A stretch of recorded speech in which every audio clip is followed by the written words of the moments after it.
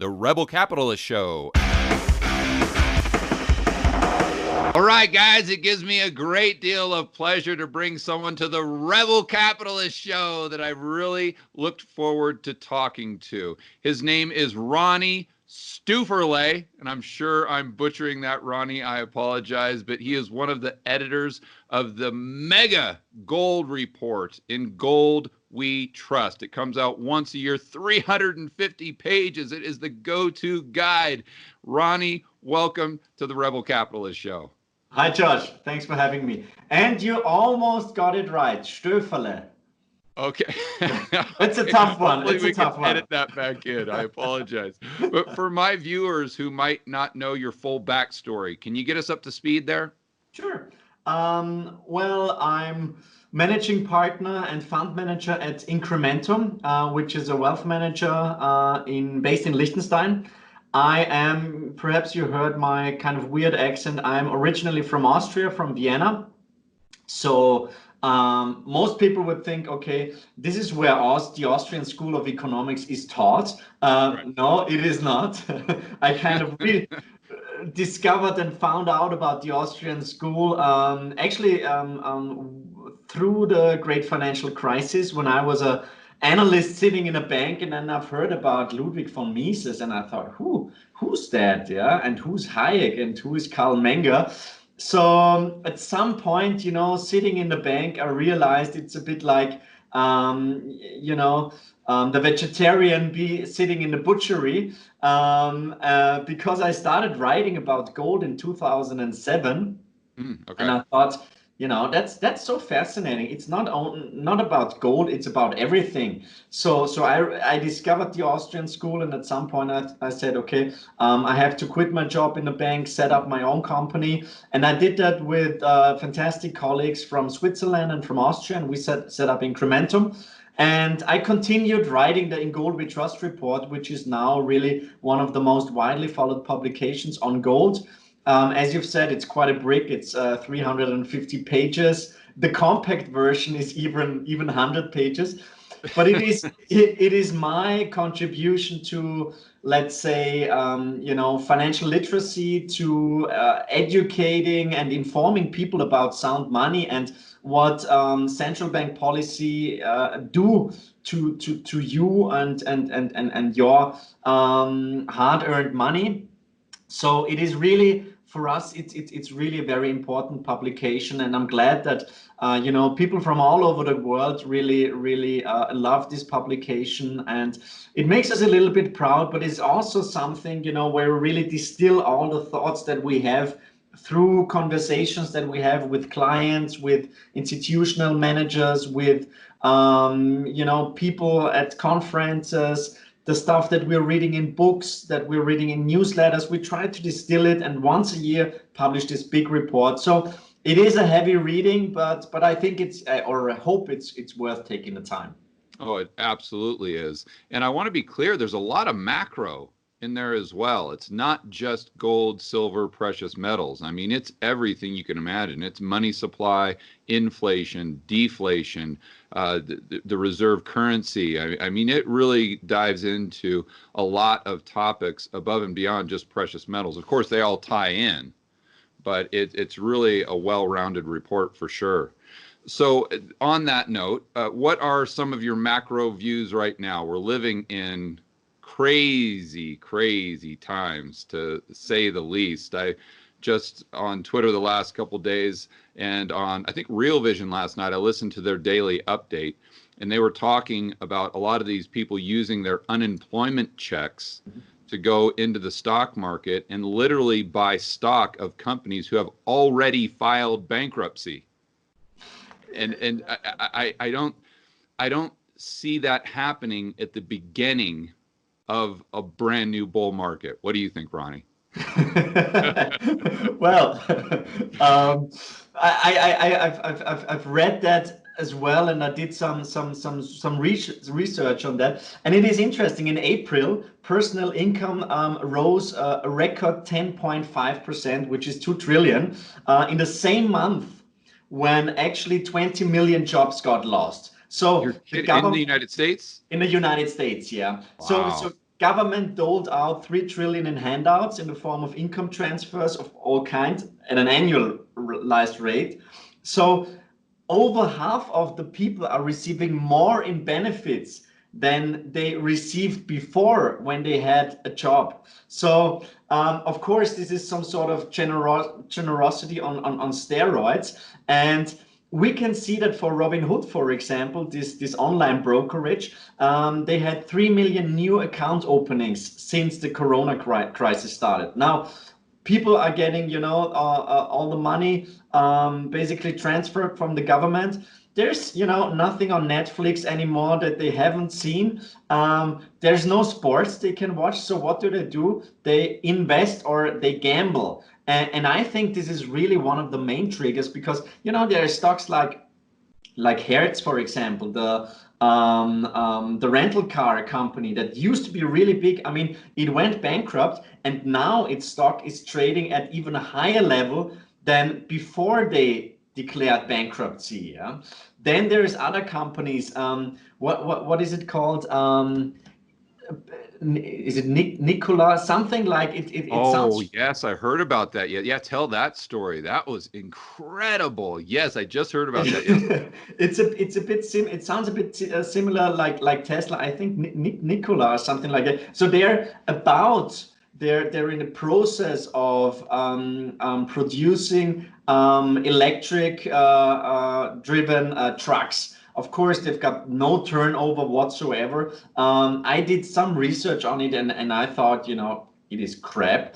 But their market cap is like 27 billion, which is more than Ford at the moment. So you can tell there's quite a lot of speculative frenzy in stock markets. And that's obviously not a very healthy sign.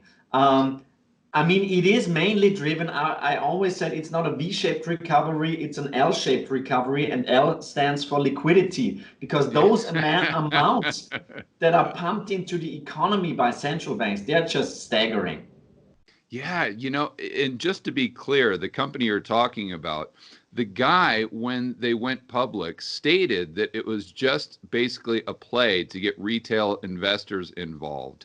Their market cap is almost 30 billion. And for the 2021, they project zero revenue. So not zero profit. They project zero revenue. So the 12-year-old boy who's getting a $2 allowance per week is going to make more, or going to have more revenue in 2021. But their value, their market cap is $30 billion. And it's just so obvious to me that it's all these, I'm not going to call them kids, but just all these people who think they got in late with Tesla. And like, oh my gosh, now it's 700, it's 800, it's 900. Oh, I wish I would have bought it at 50. I wish I would have bought it at 10. I wish I would have done this, woulda, shoulda, coulda, this FOMO. And so they're seeing this company, well, it's got the same name, so it's got to be just as good. So I'm going to buy in here at the bottom level, and I'm going to ride it all the way up to $1,000 a share, and I'm going to get rich, just like I should have with Tesla. But unfortunately, it never seems to be that easy. No, I mean, what's going on at the moment? It's clearly it's super interesting, George. I was back at home with the family when everything started. So I was basically working from home most of the time, which was it was demanding because my wife is working in the oil and gas industry, which had a quite tough time the last couple of weeks. And I was really writing my diary basically every day, and I tried to note down all the measures that were taken by central bankers. And at the moment, it is roughly of 20% of world GDP were injected by monetary stimulus and fiscal stimulus. And I think if we make the comparison 2008 versus the current crisis, I think the big difference is, first of all, that the numbers coming out of central banks, they acted much more aggressively. Let's not forget that the Federal Reserve did this emergency meeting, I think on a Sunday. They basically said that they lower down to zero.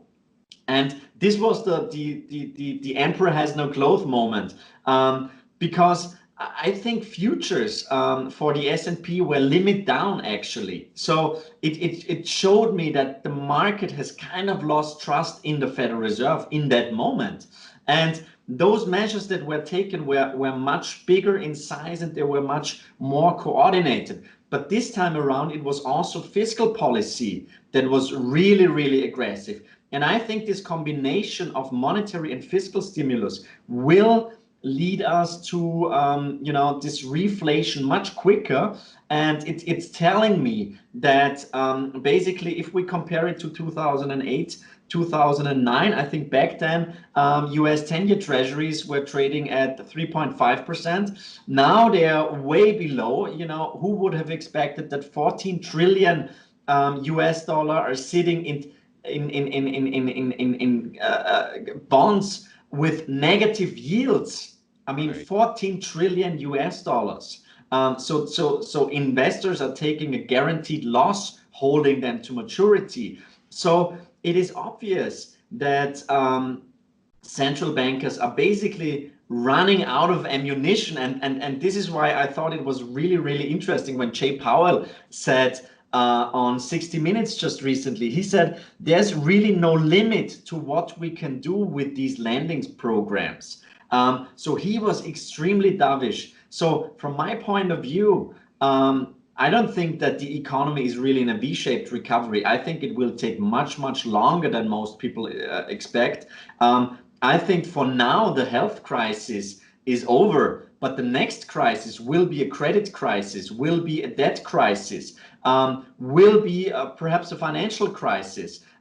Because those problems sitting on bank balance sheets, at some point they will pop up. So we shouldn't underestimate the creativity and the aggressiveness of central bankers, but also fiscal policy. And I said recently, what we should expect, stuff like MMT, somebody called it Mugabe Maduro theory, helicopter money, universal basic income, all that stuff that used to be like a wet dream of some monetarist economists sitting in the ivory towers. Right. But now this is basically a given that it's going to happen. And people just accustomed to that and say, yeah, the government will take care of everything. And this is something that I really want to stress out all the time. It is this crisis will not be solved with more capitalism, with more free markets. It will be solved with more interventionism and more socialism. And this is something that worries me quite a lot. Well, they'll try to solve it with more. I think it would be solved with capitalism. They're going to try to solve it with the antithesis of that. Yeah, I want to go back. You made some fantastic points, Ronnie. And back in March, I was really watching the markets closely for obvious reasons. And I remember specifically when the Fed came out on that Sunday, they were supposed to meet the next Wednesday. Mm-hmm. And they had this emergency meeting where they dropped rates. You're right, the market just fell out of bed the next day.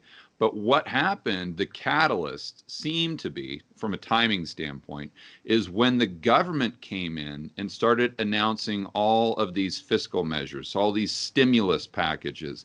That's when the market actually started to go back up. When the Fed was just throwing everything at it and the kitchen sink, when they're committing to $1 trillion a day in repo. And again, not that they did that, but they're committing to $1 trillion a day in repo.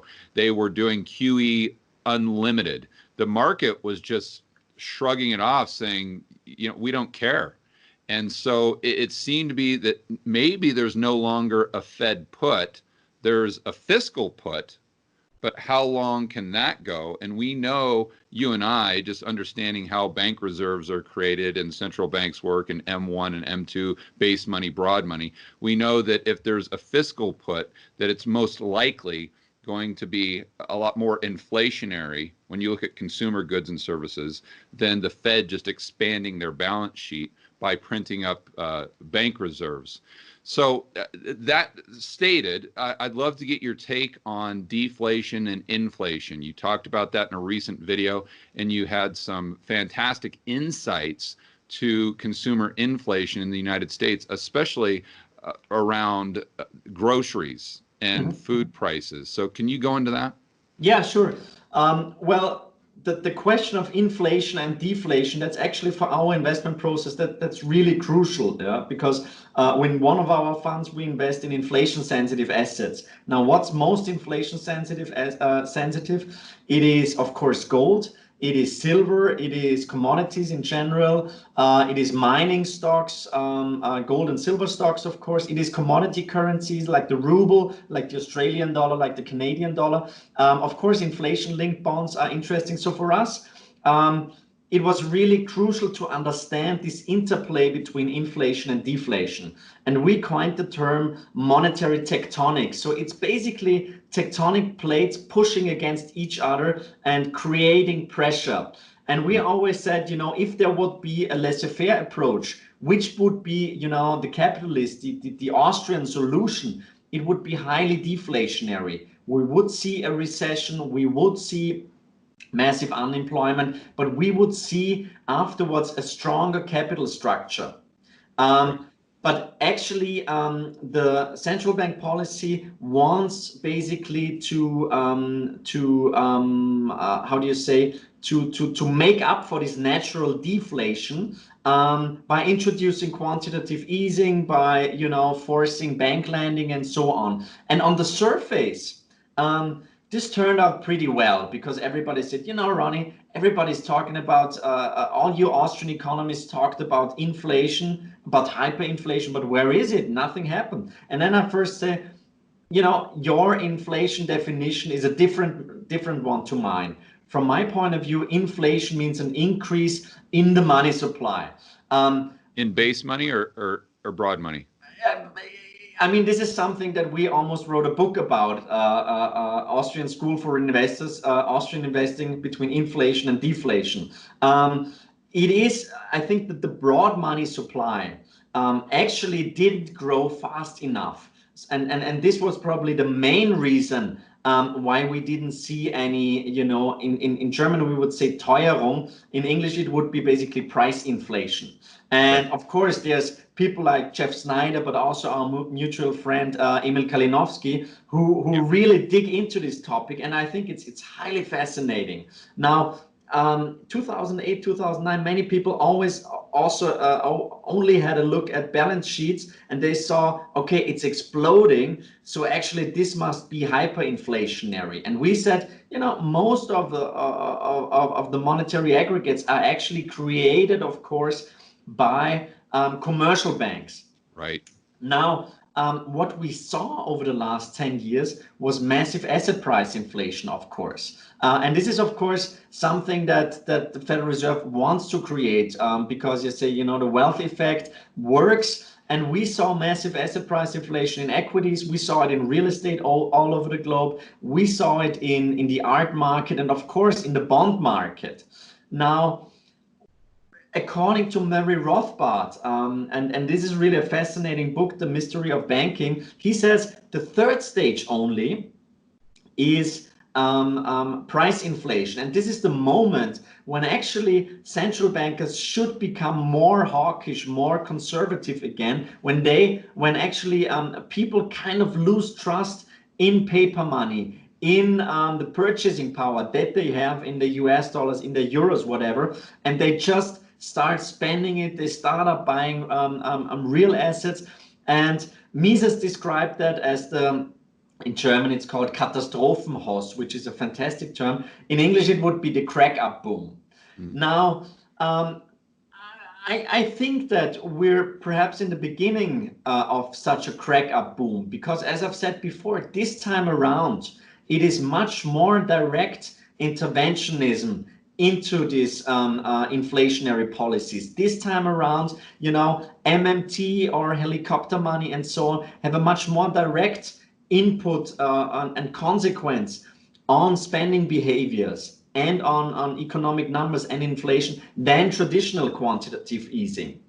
Now, what we saw, and which is a bit our case for rising inflation, and I don't want to say that inflation is really around the corner, but I see it on the horizon. I think that first of all, at some point, central bankers will kind of underestimate the time lag. So there will be a point when consumers regain confidence, and then actually they would have to become, so central banks and fiscal policy would have to become more conservative again. I think they will miss this point. Right. They will be too dovish for too long. They always do. Then the second thing is, we're seeing this big trend to de-globalization. Yeah, and I'm a free market guy. From my point of view, free market is something fantastic. It helps everybody. It makes goods better and cheaper. It is, also important for, for peace, because, countries that trade with each other usually don't fight wars. Right. So this trend to deglobalization is something that worries me and definitely has an inflationary impact. Then we're seeing a reduced productivity, which is also inflationary, because in all the factories that you're seeing now, you've got these very strict requirements, which just reduces productivity. And then I would say, just from the motivation, we're seeing debt levels now for industrialized nations that we used to have only for banana republics. Now, of course, the higher your debt level as a government, as a household, as a corporation, the higher your fear of deflation, and the more you wish for inflation. Right. And of course, as the whole system is highly over indebted, deflation, this natural deflation, is just the biggest enemy of the system. And therefore, there will be massive inflationary policies. We're already seeing that. Inflation expectations this time around, they rebounded much quicker than in 2008, 2009. And we have never seen this deflationary mindset in this crisis, because the reactions have been so much more aggressive. So in a nutshell, I think that inflation might become a real concern, and actually something that mainstream economists think is impossible. I think that stagflation is something that we should be actually scared of. Yeah, I completely agree. And you were saying in your report about the food prices at the grocery store that psychologically that tends to be a catalyst for people worrying about inflation. The more people worry about inflation, the more they want to maybe get rid of their fiat for something else, which kind of has this positive feedback loop, if you will, that creates even more and more inflation. I'd call it a doom vortex on one of my if we were on one of my whiteboard videos. But can you explain that? Yeah, we actually, in our report, we've got like 450 footnotes. Yeah, so we really try to link to external sources. We want to tell the people, okay, this is an interesting study. Have a look at this webpage. Have a look at the tweets of those guys. And we actually found some really fascinating work on inflation expectations. And the outcome was that the most important driver for anchoring inflation expectations is actually in supermarkets when you go grocery shopping. Now in April, I think we saw the biggest rise in supermarket prices in 40 years.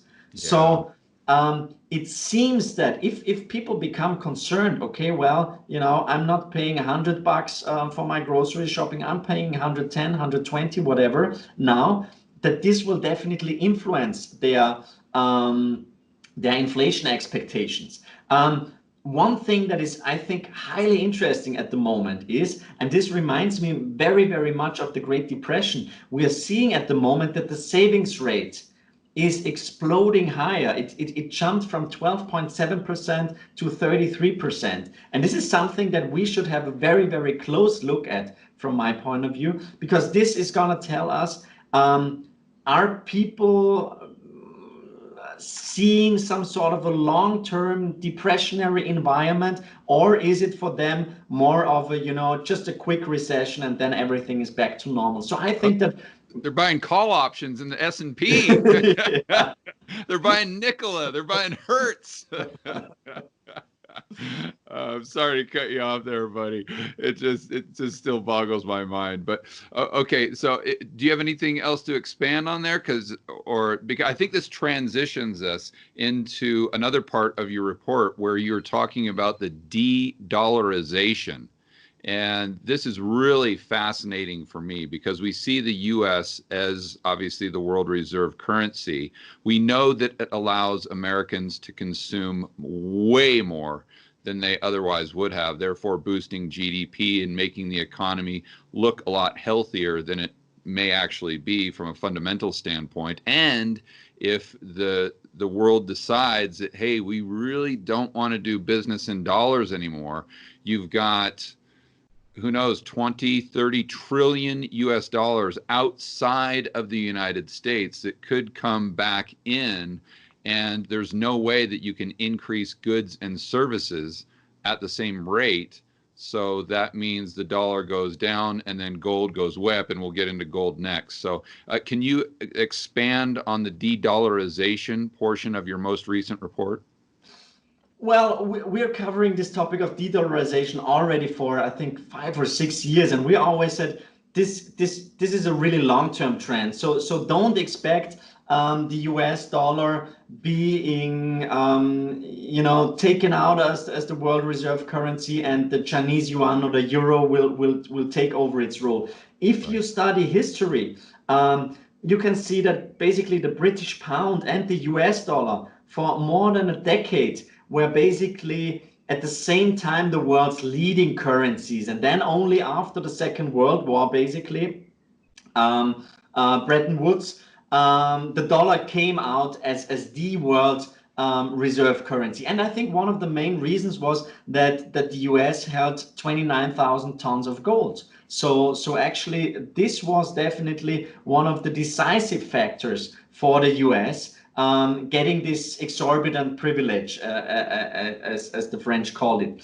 Now, I think this de-dollarization is really something that is kind of picking up momentum. We really show lots of different, tiny pieces that added together clearly show that there is something big going on. Lots of agreements between China and Saudi Arabia, China and Russia, many commodity producing nations kind of circumventing the US dollar and using their local currencies and so on. But it is also, if you understand history, it is also something that is not only being fought on financial markets. It is also something highly political, and we shouldn't forget that the US still has by far the strongest military, which is also quite a big factor, I would say. But George, I don't know if you know, but the first trip from Donald Trump abroad, where did he go to? Do you remember? I don't know. He went to Saudi Arabia, Wow.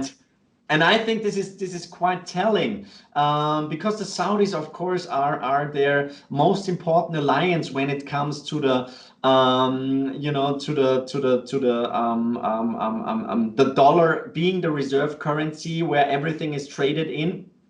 But we have seen over the last couple of years, first of all, this loss of trust that we're seeing in the media, that we're seeing, of course, in economics, that we're seeing in science. Last year, perhaps, for example, we showed that more and more people are believing in the flat Earth theory and stuff like that. So people are just people are Wow. losing trust in many different things. But it's also in political alliances, where strategic alliances that we had for decades, they are basically broken up, and this tells me that this de-dollarization is kind of picking up momentum, and I think that at some point there will be, as my Swiss partners, they're very diplomatic, they always say there will be a realignment of the international currency system. So That's a very nice way of saying it. Yeah. it's very Swiss. But if you study history, and unfortunately most people don't care about history, but if you study history, you can tell that every couple of decades we saw currency reforms, we saw, you know, new world leading currencies coming up. And this brings me to gold. I think it's no coincidence that the US holds 8,100 tons of gold. The Eurozone holds more than 10,000 tons of gold. The Chinese are buying every ounce they can get. Russia is having more than 2,000 tons. The IMF has more than 3,000 tons.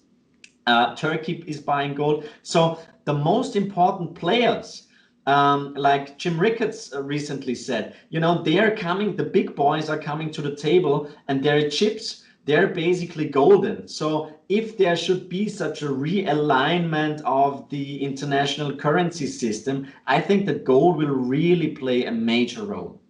Oh, absolutely, 100%. So are you in the camp that believes we could see a gold standard in the future? And I know it's not right around the corner, but 10 years, 15 years down the road? Well, you know, as an economist, I would say, yeah, of course, it would be terrific. And if you study history, you can say that those times of the classical gold standard were pretty a vibrant time. You know, if you read, for example, The World of Yesterday, a fantastic book by Stefan Zweig, where he describes this time of the classical gold standard and afterwards the hyperinflation in Austria and in Germany, and what it did to societies, and how frustrated people became and how open they became for radical ideas. This Right. reminds me very much of the current mindset, because we can see that, you know, weirdo ideas from the right and weirdo ideas from the left are coming into the center, and populists are winning elections basically all over the globe. So coming back to the gold standard, you know, knowing politicians, I would say this is not something that they really enjoy having, yeah, because a gold standard, of course, it restricts you in your spending, and you should have a over time a balanced budget. You cannot just pay for everything, and it would be something that would be a very limiting factor for politicians. But I think at some point when there's a loss of trust in paper money, Right. then I think we'll need a new basis, and this basis has always been gold. Now, trust, you know, our report is not, it's not a coincidence that it's called In Gold We Trust. And last year we wrote about this trust erosion, and we said that trust is highly asymmetrical. It takes decades, centuries to build up trust, and then in 1 second, basically, you can completely lose trust. Yeah, great point. Bill Cosby, for example, yeah, I mean, he used to be the good uncle, the good guy, and then all those allegations came up. Lehman Brothers, one of the oldest investment banks, over 100 years, they didn't have one quarter making losses, and then over a couple of weeks, the market lost trust in their balance sheet, in their liquidity, and they were bust. So I think this stage when people lose faith, lose trust in paper money, it can happen pretty quickly. And then, of course, you need something to restore trust, and this will probably be gold again. Yeah. Do you think that the US will go to a government-backed digital currency before potentially we go to a gold standard? Um, you know, um, if you understand Bitcoin, if you understand cryptocurrencies, I think it's quite frustrating to hear about those, how is it called, central bank digital currencies, because you know, they've got nothing to do with Yeah. the Yeah, ideas. our friend Eric Townsend with Macro Voices calls it the Orwell, Yeah. the U.S. digital currency or potential U.S. digital currency. He calls it the Orwell, rightfully so. Yeah, so I mean, I think when in a crisis, politicians tend to become really creative and also kind of proactive. So I wouldn't rule that out, and I wouldn't rule out that we will see much more financial repression. Yield curve control is the new buzzword. I think, like my friend Russell Napier always says, expect much more capital controls. We're already seeing that in Germany, for example. I don't know the exact number, but the amount of millionaires just leaving the country is staggering. And this is not only about their capital, like their financial capital. It's also about their, their entrepreneurial creativity. It's about their network. It's about their work ethics. Who is So John Galt? yeah, exactly. I tweeted it out. I sometimes really feel like in Atlas Shrugged, yeah, and we know how it ends. So this is something that really bugs me. And then we're coming back to more interventionism, less capitalism, and what kids are getting taught at school. Everybody basically cheers for a strong state and less markets. Over here, we've got like 50% of GDP is created by the government. So I wonder why people are still speaking about a capitalist system. I just don't see it.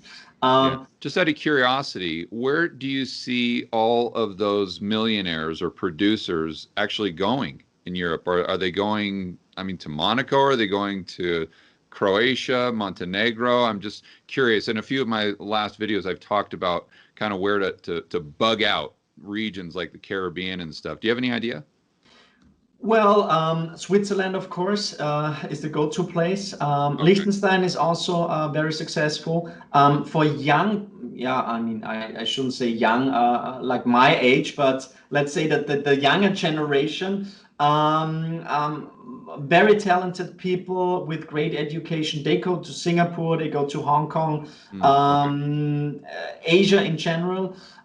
There are lots of great projects. A friend of mine, Titus Gebel, is coming up with these free private cities in Honduras, for example. There's, lots of ideas, and of course, this pressure, those capital controls, this financial repression, it also creates new ideas and new businesses. And this is what I'm excited about. But of course, the majority of people will suffer from those policies. Yeah. Okay, let's take it back to gold. And when I talk in my live streams or on some of my videos, I always try to encourage people, or the advice I give them, that might be a better way of saying it, is just what I do myself and what I try to get my family and friends to do as well. And that's just simply to divide your portfolio into three categories: insurance, investing, which I define as it's got to pay you to own it, and then speculation. The only reason you're buying it is because you think it's cheap right now. It doesn't really pay you to own it. So such as Bitcoin. I see gold as insurance, physical gold, 10%. But then I also try to buy things when they're cheap and sell them when they're expensive. I try not to focus on the price. So in your opinion right now, I know you guys are really bullish on gold. I'm right there with you. But why or why not is gold cheap right now? And then taking it to the next level, why are you guys really bullish? Well, I think that gold, it is not, you're completely right. It's an insurance, or as Grant Williams says an insurance, because the more unsure you are about the future, the more gold you should have. I think that's great wording. From my point of view, the role of gold is not to make you rich. It is to preserve your purchasing power. This is the job that gold is doing. And I don't know, do you have any favorite sports, George? Oh boy, yeah, Formula One. Formula. What about football, soccer? Oh, okay. I'm sorry. No, Let's no. do basketball. Sure. Okay. No, but I said in an interview recently, I compared goal to a defender in your team. It's basically there to defend, to not let the opponent score any goals. this is the job. It's not the job to be, to score all the goals, to be offensive. Right. It is something that keeps you safe, that keeps your purchasing power safe. And we've got lots of comparisons, long-term comparisons in our report. And one of the most often quoted one is our beer to gold ratio, where we show, the price. I haven't heard this one. Did you ever go to the Oktoberfest in Munich? What's that? The Oktoberfest in Munich. I've never been, but I'd love to go. So you get those big beers, like 1 liter. Oh, okay. And we crunch the numbers, and it's interesting because we've got this very long time series. And since the year 1950, the average price increase every year was 5%. So 1 liter of beer costs 5% more every year. And many people say this is closer to actual inflation as everybody is experiencing it. And then we calculate, your purchasing power of 1 ounce of gold, how many beers you can buy at the Oktoberfest in Munich. And actually, it is not 100% stable, but it's just over the long term, you've got a pretty decent purchasing power. And we did the same with, admission tickets to Disneyland. We did the same with loaves of bread. We did the same with cars and so on, with oil, of course. And it tells you gold really over the long term, it is a good hedge against inflationary policies. And this is all gold has to do. Now, coming back to your question, if it's expensive or not, inflation adjusted, the price of gold would have to go to 2,300 to be above the 1980 all-time high. So inflation adjusted, it is very cheap. If you compare it relative to the equity market or the bond market, gold is cheap. If you compare it to oil, for example, gold is pretty expensive at the moment. Mm-hmm. Now, from our point of view, if we measure it in monetary terms, because it doesn't make any sense, like Warren Buffett does, to compare equities to gold. This is like, comparing a Formula One driver, Ayrton Senna, Niki Lauda, to a basketball player. It doesn't make any sense, yeah? But if you compare gold to the US dollar, to the euro, to the Canadian dollar, whatever, this makes sense. And in monetary terms, because so much money was created over the last couple of years, I think gold is still pretty cheap. And from a technical point of view, gold is trading now in an uptrend. So it's showing relative strength against the equity market. It is showing relative strength against the bond market. And gold is up in every currency. In fact, it is trading at or close to all-time highs in every currency but the US dollar. So from our point of view, it will hit new all-time highs in US dollars as well. We've got a proprietary model that we explain in the report where we see at the end of this decade, gold might go to $4,800 or even higher. Now that sounds like a large number, but it is actually a compound annual growth rate of 10.9%, which then will say, okay, it's actually not that bad. And we expect some sort of a stagflationary decade. So in stagflation, you're having a really hard time on the bond market, of course. You're having a hard time with many, many sectors in the equity markets. You should be very, very selective when it comes to real estate. And gold does extremely well if such a stagflationary environment should play out. But it is, gold for me, it is not a religion. It is not something to go crazy about, but it is a proper insurance that everybody should own. That's basically it. Is that price target nominal? It is nominal, yeah. Okay. But then it means probably a beer or a coffee will also be significantly higher, but your purchasing power measured in gold will be pretty stable. One thing I've been trying to figure out, because I know there's a lot of confusion, even from so-called experts, are gold coins subject to capital gains tax? And I know it might be different in the UK and different in the United States. Do you have any idea on what's accurate there? Well, thank God I'm not a tax advisor, and I cannot give an answer for every country. But over here in Austria, for example, and in many countries in the European Union, If you hold it longer than 1 year, you don't have to pay any capital gains tax. So if I buy this coin today and I sell it in 1 year and it's up 20%, I don't have to pay anything on that. Okay. Yeah. If I pay it in, if I sell it in 2 months, then I have to pay capital gains tax on the profit. Okay. So this is definitely. And for the American viewers, I want to be clear. It could be, and I think it might be drastically different in the United States. Yes. So make sure that you're doing a lot of homework. And I know on my comment stream, I always get people saying, well, George, if you go down to the local pawn shop or the gold shop, it's not reportable. But just because the pawn shop is telling you it's not reportable, that just means that they don't have to report it. It doesn't necessarily mean that you don't have to report it on your own personal tax return. So there could be some discrepancy there, but that's great insight. Okay, so I don't want to spend too much time on that because I know the viewers won't be overly concerned with that. But can you explain the gold-silver ratio? And when you look at that through history, is it something that we should put a lot of weight into? And if so, what is it telling us right now?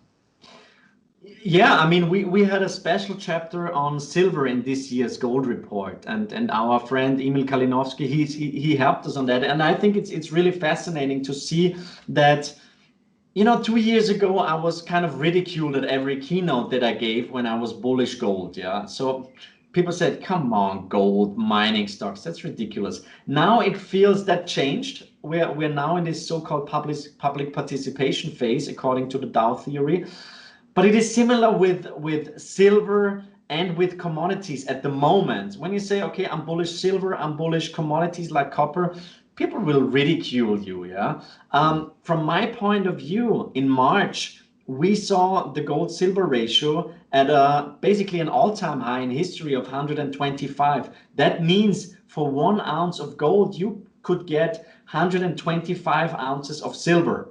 Now we saw a big reversal of that ratio. And from my point of view, silver is also something like a sentiment indicator on gold. So normally in the later stages of a bull market in gold, silver should outperform gold. So the gold silver ratio should rise. And I think this is what's really happening now.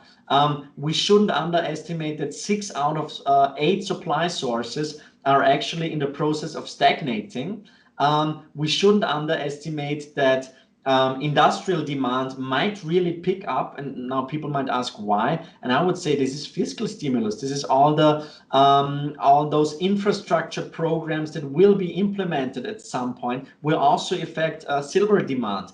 But the big driver will be investors' demand. And at some point, people say, okay, I've got gold and I'm really bullish gold, but I want a bit more oomph.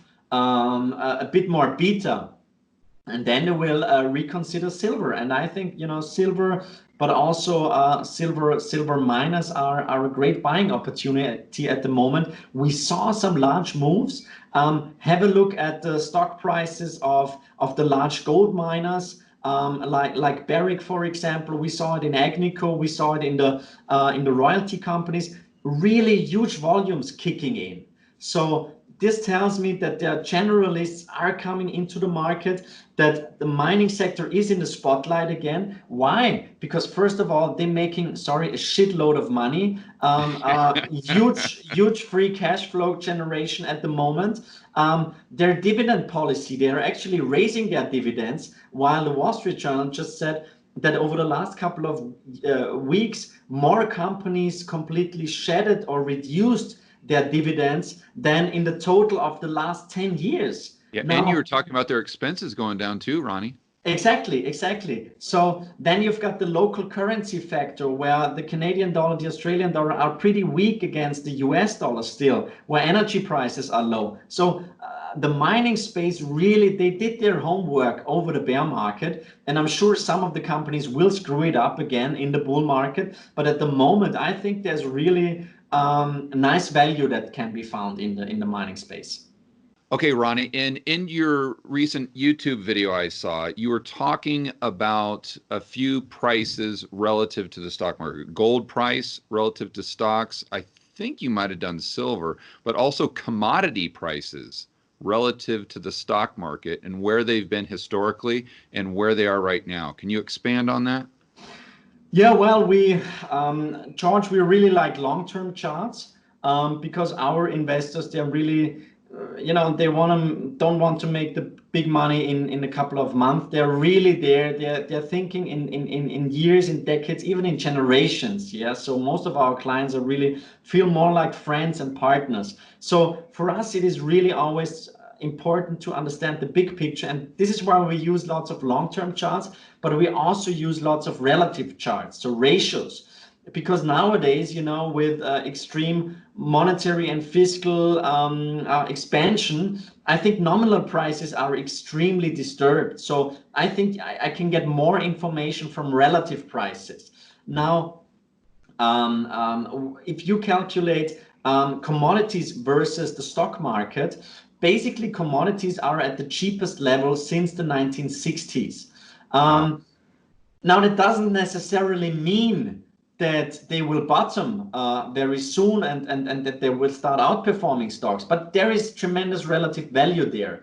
And it also means, one of the iron laws of markets is a return to the mean. And I think that we should see commodities starting to outperform the stock market at some point. As I've said before, I think that infrastructure spending might be one of the triggers for that, because let's face it, every politician will say, now we have to get the economy up and we'll build roads and we'll build, I don't know, new airports, bridges, whatever. So this will definitely be one driver. But on the other hand, we're seeing, because of ESG policies, which make it basically impossible for institutional investors to invest in anything that is somehow related to commodities extraction nowadays. Yeah. Right. It is really, from a legal point of view, it's really hard, because most asset managers say, no, we're only investing in sustainable assets.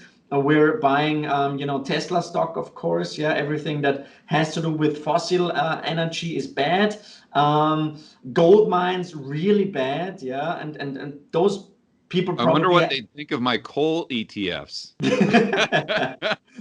but those people have never been to a mine. Yeah, I mean, I always tell my wife when we're on vacation, honey, we could go there, that there's a nice mine, and they said, yeah, okay, let's do that. I But can't it's believe just your wife doesn't want to go to the local gold mine on your yeah. vacation, Ronnie. But the pubs are always most interesting, because this is where you get the best information. But it's interesting, to get a feel for the industry and to see how alert those companies are already when it comes to environmental issues. Because of course, I mean, if they screw it up, they will have tremendous pressure coming from capital markets. So but it is for many investors nowadays, it's really almost impossible to invest in anything that is related to resources. Yeah, this is some very, very important point. And I think that, as I've said before, sentiment when it comes to commodities is really, really negative. Basically, nobody is bullish commodities anymore. Everybody is bullish. If I would have to pitch, buying Facebook or Amazon, whatever, I mean, that's the easiest sell. But from my point of view, those investments that really hurt, those investments that make you uncomfortable, where you reconsider your whole thought process back and forth, those are the best investments. While those investments where I say, okay, yeah, that's an easy one. Yeah, everybody says it's good. Those are probably the worst ones, because everything is already priced in. So I think commodities going forward might be really a good bet. It is highly contrarian, but that's what I actually like. Yeah, I couldn't agree more. All right, in the sake of time, we'll leave it there, Ronnie. It's been a fantastic interview. People are just going to love this. I really enjoyed it. So thank you very much, first and foremost. But for my viewers who want to find out more about what you do, where can they go? Well, our company webpage is incrementum.li. We're basically offering fund management, wealth management for high net worth individuals, and we're doing quite a lot of research. Our research is published for free. You can download all our research publications. Our In Gold We Trust reports are available totally for free on ingoldwetrust.report, available in German and English and also in Mandarin. I wrote 2 books. One is called The Zero Interest Rate Trap, and the other one, Austrian School for Investors. So I enjoy writing. Yeah, we're doing quite a lot of keynotes. They can also be found on YouTube and so on. And I'm pretty active on Twitter. Yeah, and you can find me on my handle at Ron Stöferle. And George, we will practice my last name. But I have to tell you, it's not even easy for native speakers. So you did pretty well. All right. Well, I appreciate that. Ronnie, thank you again. And I just cannot wait to do this in the future. Thank you very much, George. It's been a pleasure. Thank you.